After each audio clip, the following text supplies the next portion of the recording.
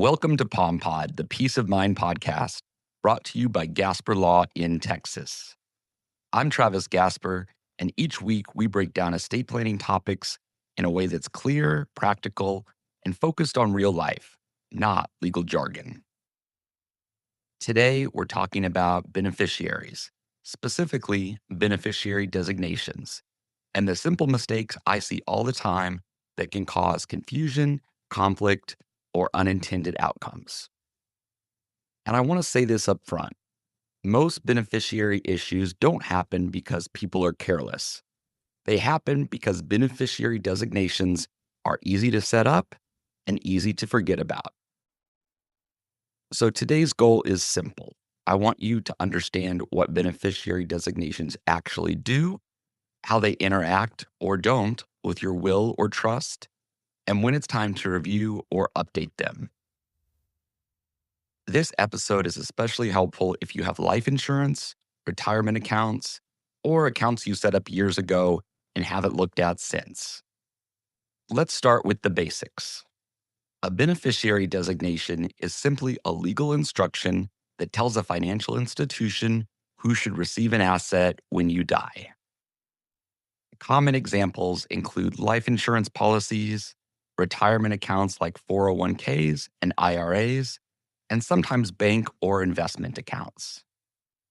Here's the key thing to understand. A beneficiary designation controls that asset directly. That means if an account has a valid beneficiary designation, it usually passes outside of your will and outside of probate. This can be a good thing. It's often faster and more efficient. But it also means this. If your beneficiary designations are outdated or inconsistent, your overall estate plan can quietly break down. One of the most common misunderstandings I hear is, it's okay, my will says who gets everything, or my trust will take care of that. But in most cases, your will or trust does not override a beneficiary designation. If your retirement account names your ex-spouse, that account will usually go to your ex-spouse, even if your will or trust says something different.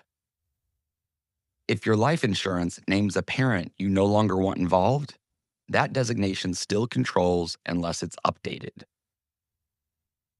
This isn't a loophole, it's how these accounts are designed to work. And this is why beneficiary reviews are so important. Let's talk through a few of the most common issues I see. First, outdated beneficiaries. This often happens after marriage, divorce, having children, or the death of a loved one. People set up accounts early in adulthood, then life changes, but the paperwork doesn't. Second, naming minors directly. Naming a minor child as a direct beneficiary can create complications. It may require a court-appointed guardian of the funds or a formal guardianship proceeding.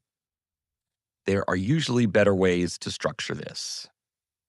Third, no contingent beneficiary. A contingent or backup beneficiary matters.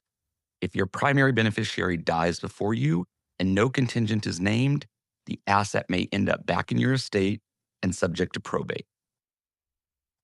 Fourth, assuming equal means coordinated. Sometimes people list beneficiaries equally across multiple accounts, but the balances aren't equal or the accounts serve different purposes. That can lead to unintended imbalance or confusion. Beneficiary designations shouldn't live in isolation. They should be reviewed in context with your will, your trust, your guardianship plan, and your overall goals. For example, should a trust be the beneficiary instead of an individual? Should funds be managed for a child until a certain age? Should someone different handle money versus caregiving? There isn't one right answer, but there is a right answer for your situation. This is where coordinated planning matters. As a general rule, you should review beneficiary designations when you get married or divorced, you have or adopt a child, someone you name dies, your financial situation changes significantly, or you update your estate plan. Even without a major life event, a periodic review every few years is a good habit. It's one of the simplest ways to keep your plan working the way you intend. Beneficiary designations are easy to overlook because they feel administrative, but they're powerful. They can either support your estate plan quietly and efficiently or undermine it without anyone realizing until it's too late to fix. If today's episode made you think, I should probably look at that, that's a good sign, not a reason to panic. Small, thoughtful updates can make a big difference. If you want help reviewing your beneficiary designations as part of a larger, coordinated plan, we're here to help. And if this episode was useful, consider sharing it with someone who handles finances for your family or who's been meaning to update their plan. Thanks for spending this time with me today. If you want more clear, practical guidance like this, follow POMpod, the Peace of Mind podcast, wherever you listen. And to learn more about our planning process, visit gasperplan.com. Until next time, take care of yourself and take care of the people you love.